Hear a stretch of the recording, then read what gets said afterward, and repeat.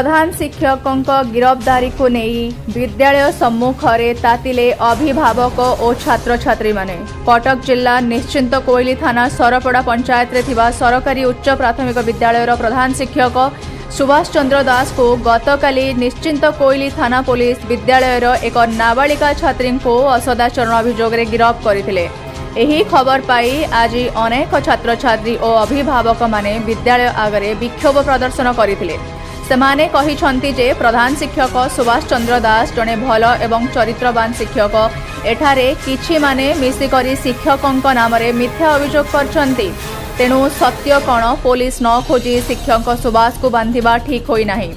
नाबालिका छात्री को असदाचरणर अभियोग रे निश्चिंत कोइली थाना पुलिस 33/2026 रे मामला रुजु करे शिक्षकों को गिरफ्त करिछि। तेबे आज विद्यालय सम्मुखें छात्र छात्री एवं अभिभावक मानक आंदोलन बेले निश्चिंत कोइली थाना अधिकारी एवं ब्लॉक शिक्षा मंडल अधिकारिणी उपस्थित थिले। तेबे देखिबाकू बाकी रहिला अभिभावक छात्र छात्री करुथुबा अभियोग सत्य ना नाबालिका छात्रींक सह असदाचरण अभियोग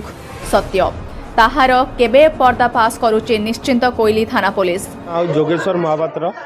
स्कूल मेंबर भी अच्छी मो पुओ भी ये पाठ पढ़ु। आज ये स्ट्राइक होती सार को ना गोटे मिथ्या अभियोग आसती सार आरेस्ट होते कौन सार छोट पिला कौटे कुंडे पकई है जिते बड़े 4 दिन है केस 4 दिन 5 दिन हम ये केस हम प्रेसिडेंट महोदय एपर्यंत आसुना स्कूल स्कूल गोटे एत बड़ा केस है ना बदनामी है प्रेसिडेंट महोदय आसुना कि फोन टा भी उठाऊना तापर जिते बड़े केस टी है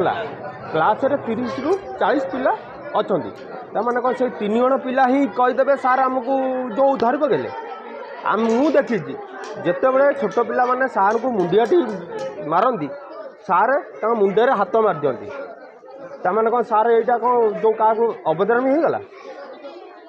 सार को संपूर्ण मिथ्या यहाँ सार को ना संपूर्ण मिथ्या आधे प्रेसिडेंट महोदय एपर्यंत भी स्कूल को आसुना आमे चाहूँ सठिक तदंत हो जो आईआईसी मैडम आसुँच